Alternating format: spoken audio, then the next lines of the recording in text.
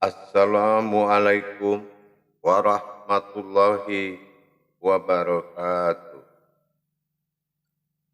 Alhamdulillah, alhamdulillahi rabbil alamin.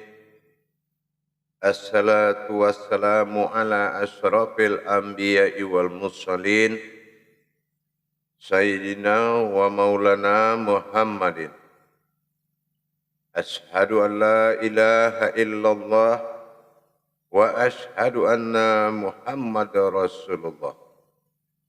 Allahumma salli ala Sayyidina Muhammadun musahabihil wal ihram ya wal jalil wal ihram. Alhamdulillah, marilah kita panjatkan puji syukur kita kepada Allah Subhanahu wa taala atas limpahan karunia rahmah dan hidayahnya, serta dengan izinnya juga kita dapat menjalankan perintahnya, beramal beribadah, zahir dan batin, dunia dan akhirat. Bersalam kita tidak akan pernah kita lupakan.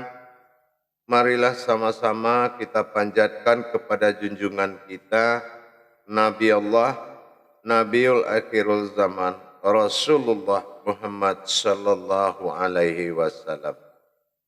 Atasnya kalimahnya dengan mengkalamkan Allahumma sholli ala Sayyidina Muhammad wa ala alihi Sayyidina Muhammad. Alhamdulillah, bertemu lagi dengan saya Guru Mursyid Syekh Nur Muhammad Buya Irwan Maulana Al-Khalidi Sumatera Barat. InsyaAllah dalam waktu dan kesempatan yang dimuliakan oleh Allah ini, marilah kita sama-sama memanfaatkan untuk berbagi wawasan, berbagi ilmu, berbagi pengetahuan, demi meningkatkan iman dan takwa kita kepada Allah Subhanahu wa taala. Tentunya tidak lepas daripada belajar. Para jemaah yang dirahmati Allah, para hadirin yang dimuliakan Allah, rahimakumullah. Insyaallah pada tayangan hari ini saya akan menyampaikan suatu rahasia besar yang wajib kita lakukan dan kita nyatakan di dalam perbuatan ibadah, yaitu bertajalinya ma'rifat al-Fatihah di dalam diri, dalam bermunajat, dalam beribadah. Wabil khusus kepada sholat, menuju kepada tingkat hakikat dan ma'rifat daripada sholat, yaitu dengan penyempurnaan Al-Fatihah yang mewakili Al-Quranul Karim. Sebelum kita mengkaji daripada kodrat Al-Fatihah di dalam sholat, agar tidak hanya menjadi sebuah bacaan, tapi di dalam rangka kodrat daripada ayat menjadi kauliyah, kauliyah menjadi munajat, munajat menjadi ma'rifat. Syarat sah solat salah satu dari sifat wahyu adalah kauliyah.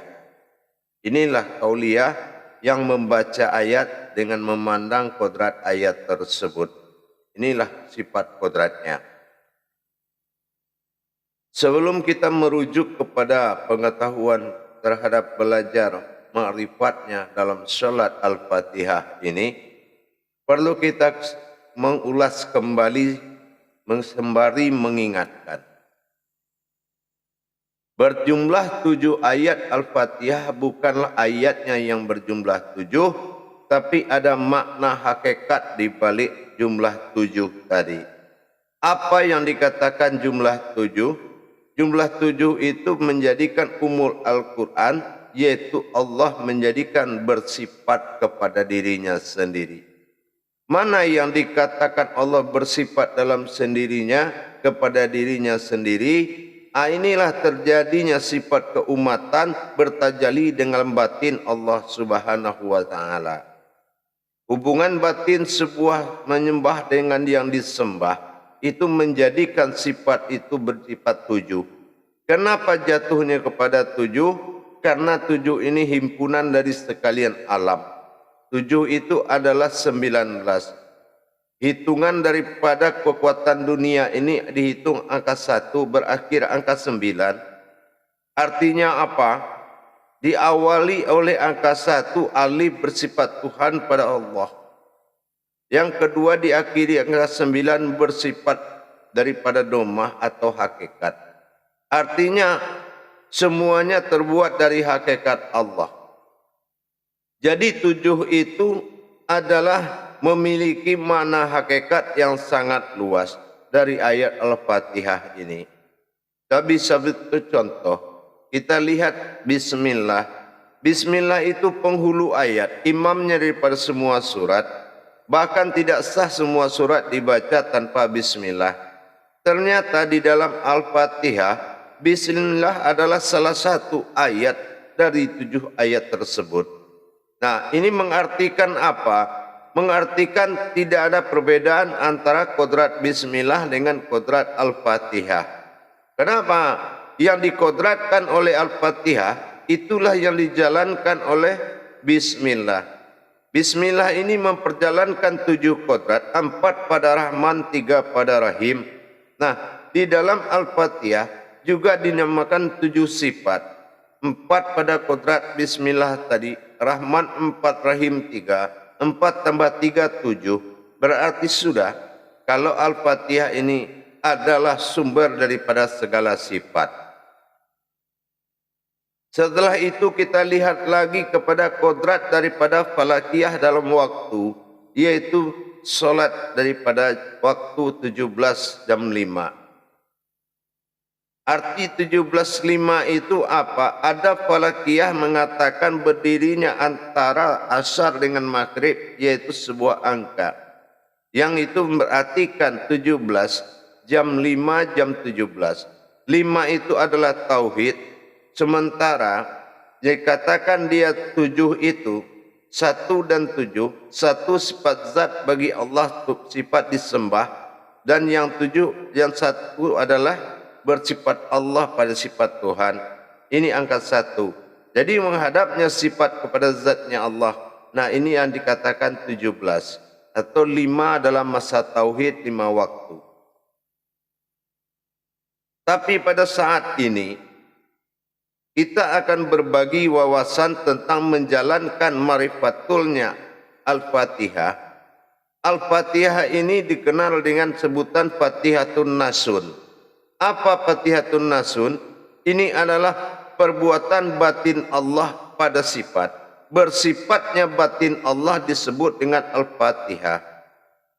Yang namanya 7 bilangan sifat, sifat keluar daripada keakuan Allah, yaitu menuju kebesarannya. Segala ciptaan dan kebesaran Allah itu disebut dengan hitungan 7 atau disebut dengan sifat. Lebih itu contoh apa? Secara alam nyata, air, api, angin, tanah pada bumi, dan 3 bulan bintang matahari pada langit. Di bumi dan langit dihukum dengan 7 sifat, ditentukan dengan 7 sifat. Begitu juga terhadap diri kita. Kulit, daging, urat dan tulang, hati, jantung dan ma'ani pada kening. Ini juga dikatakan bersifat. Tapi dalam hal ini kita perlu melihat apabila suatu kodrat di dalam sebuah solat sudah berdiri diri hakikat. Tapi diri hakikat yang dikaji selama ini, yang berdiri yang tidak menyekutukan Allah, sudahkah dia berpotensi sebagai sifat?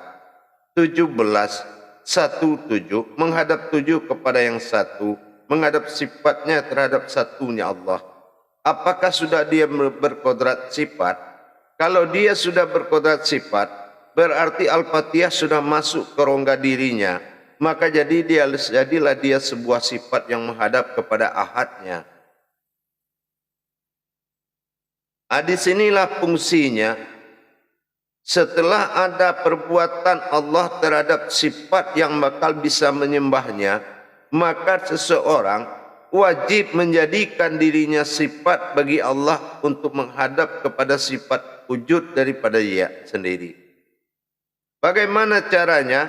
Makanya Al-Fatihah itu adalah himpunan daripada perjalanan batin Allah menuju bersifat kepada dirinya. Bersifatnya Allah pada diri. Nah ini seperti dalam diri ada juga 7. Qadrat, iradat, ilmu, sama, basar, khalam, hayat. Artinya apa? Ada sifat itu tetapi belum bertajali kepada Allah karena belum menerima batin dari Allah. Makanya Al-Fatihah ini adalah bertajalinya batin Allah pada diri seseorang, barulah jatuh keumatan kita, barulah jelas keumatan kita. Kalau kita bisa menghadirkan batin Allah sehingga menghadaplah batinnya sendiri kepada dirinya sendiri. Karena Allah tidak boleh dikatakan zahir atau batin dalam wujud dalam penyembahan, melainkan wujud semata. Nah di sini kesempurnaan kita sebagai umat ditentukan oleh kodrat diri kita. Apakah sudah bagian sifat bagi Allah? Makanya dalam ini kita akan mempelajari bagaimana cara mengadakan bertajalli ma'rifatnya Al-Fatihah di dalam solat dengan jelas. Kalau tidak bertajalli Al-Fatihah, maka belum dikatakan iyyaka na'budu wa iyyaka nasta'in. Ya, harus belum jelas siapa yang menyembah dan siapa yang disembah.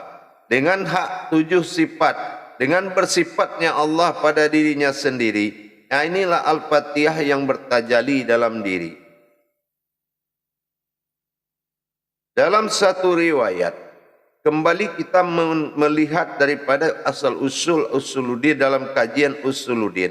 Bagaimana penciptaan Adam terjadi dikala dia sudah diciptakan dari segumpal tanah. Ini dalam kajian daripada usuluddin. Jadi kita ingat, setelah berwujudnya suatu jasad yang telah diciptakan dari unsur air, api, angin dan tanah. Tetapi setelah Allah mewahyukan kepada Jibril, pada asal Al-Fatihah ini terjadi, diwahyukan kepada Jibril untuk mengurus, menghidupkan daripada jasad Adam alaihissalam ini, jasad yang pertama ini, belum ada jasad waktu itu. Nah, Jibril dengan segala kemampuan ibadahnya, kemampuan ilmunya dari Allah, dia coba menghidupkan dengan membaca segala ayat. Ternyata di saat berbaringnya jasad Adam di kala itu hanya sebatas duduk dan jatuh lagi. Kenapa? Memang ruhamiyata itu, ruh-ruh yang dibacakan oleh Jibril, ada 9 ruh di dalam diri, hanya bisa sebatas duduk. Setelah duduk jatuh lagi 3 kali dalam pembacaan oleh Jibril. Terakhir Jibril membaca daripada surat Alam Tarakai.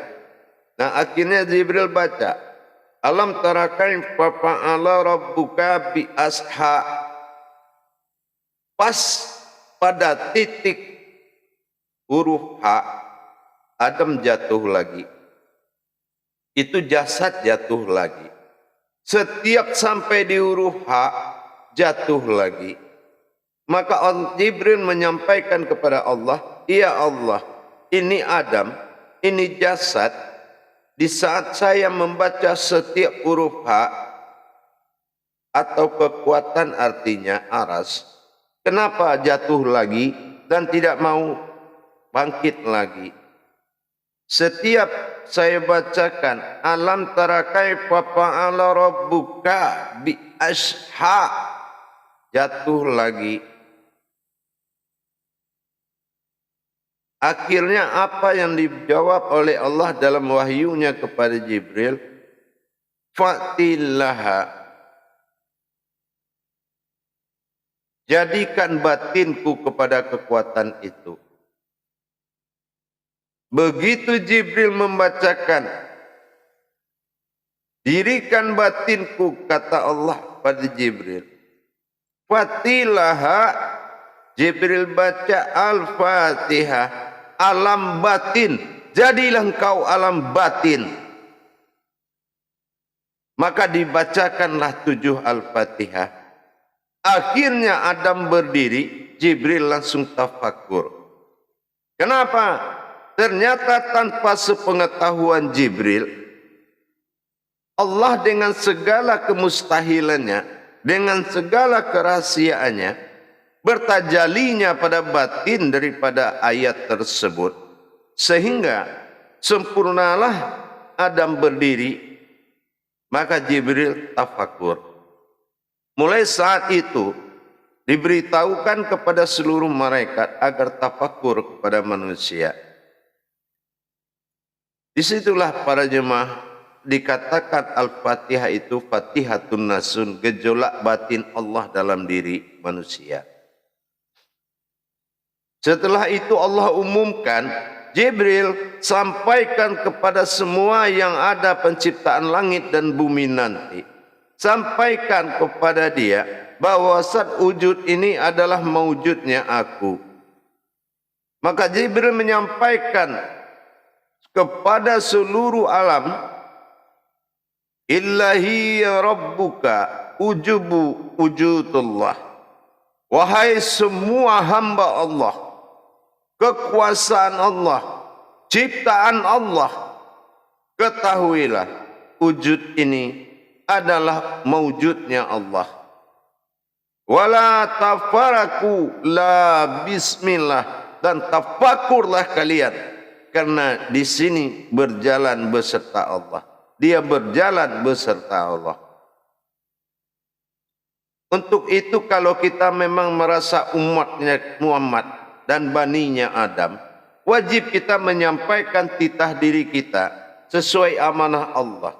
Setiap kita mau berpergian, kita selalu membaca Illahi ya rabbuka ujubu wujudullah.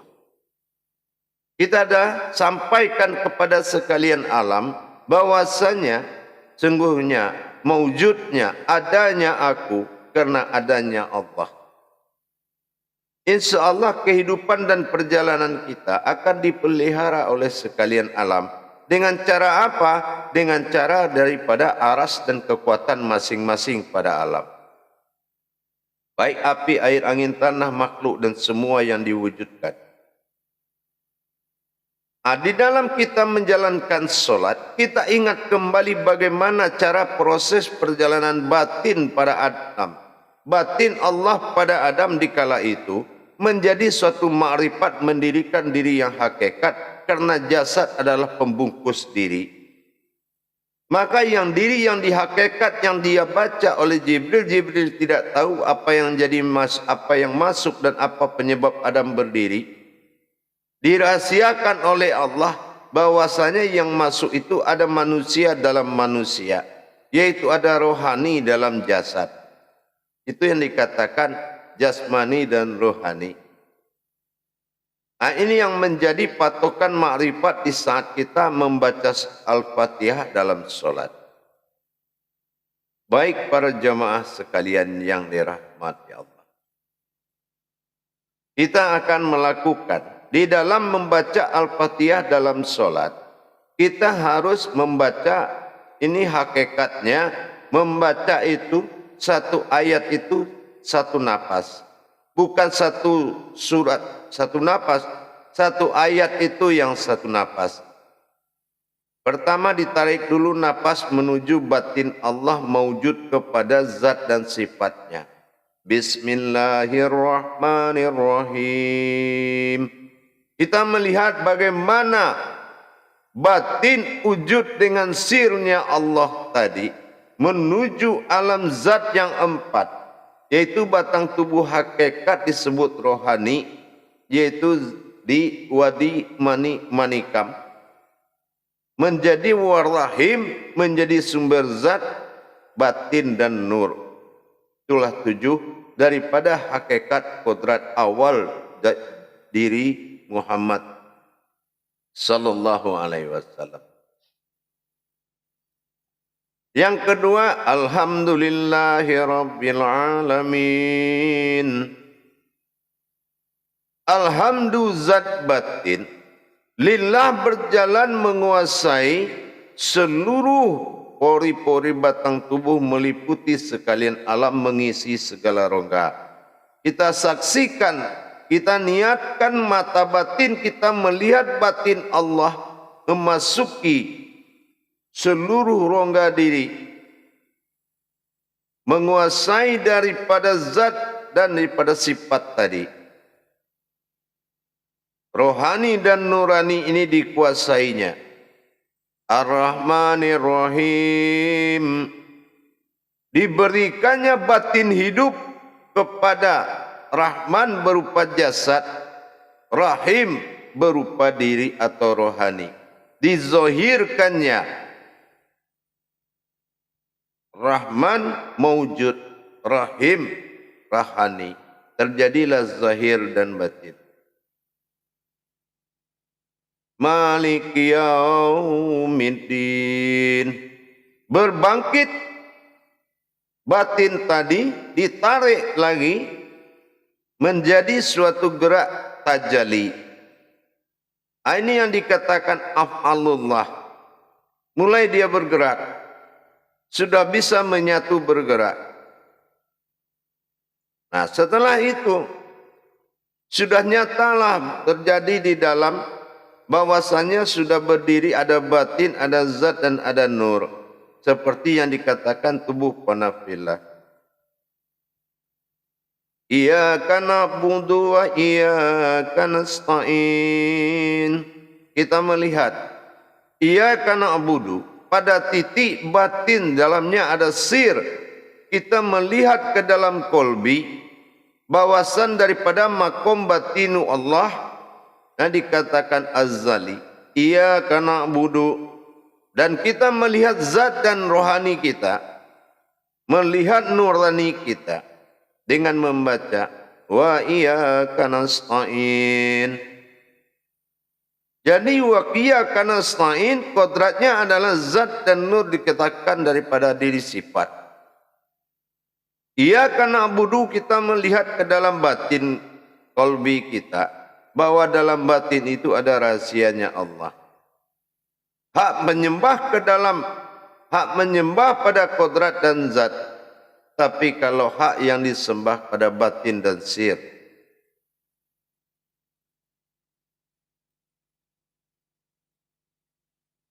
Ihdinas siratal mustaqim. Itu adalah diri batin atau diri sifat. Din itu Islam, nas itu manusia, sirat itu jalan tersirat atau ma'rifat, mutakin itu orang yang sudah benar-benar takwa. Artinya orang tawakal dan tunduk ke jalan batin yang rahasia. Jalan rahasia yaitu jalan batinnya kita. Melihat kita niatkan melihat lurusnya perjalanan nyawa kita ke dalam batin kolbi kita. Itu yang ihdinas siratal mustaqim.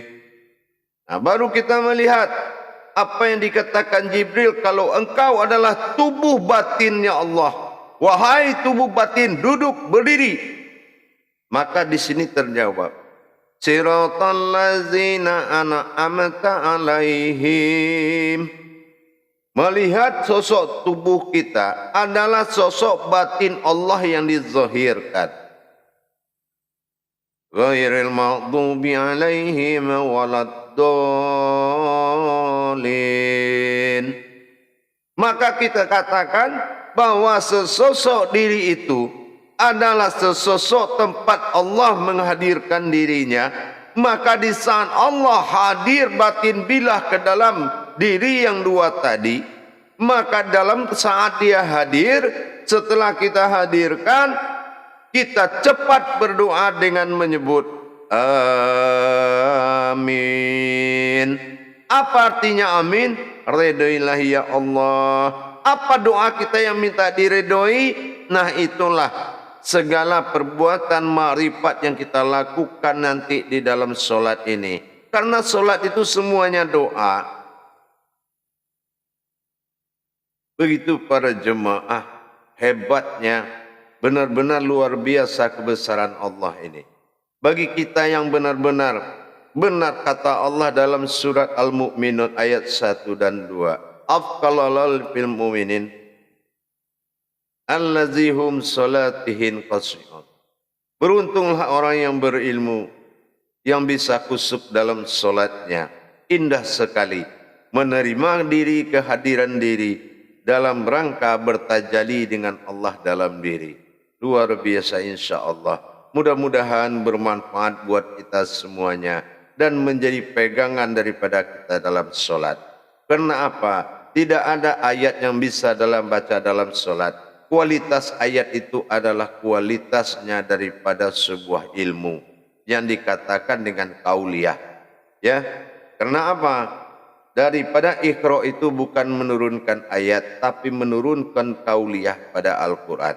Inilah yang dikatakan surat jatuh ke dalam Al-Quran bernama kauliyah, jatuh ke dalam diri bernama kauniyah, dan jatuh kepada alam bernama kalam. InsyaAllah mudah-mudahan bermanfaat buat kita semua dan menjadi tolak ukur dalam pegangan dalam sholat. Ingat rububiyah. Apabila ayat dibaca, kita harus menyaksikan kodrat yang dibaca.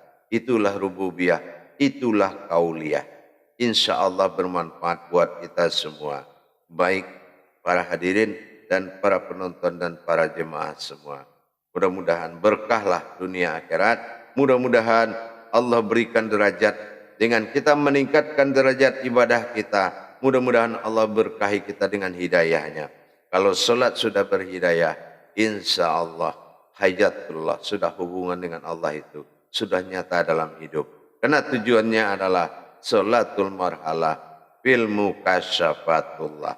Nanti kita akan tahu bagaimana rasanya padakan pertemuan dengan Allah. Apakah ia ada kita, apakah ia ada Allah. Nanti kebenaran akan menceritakan.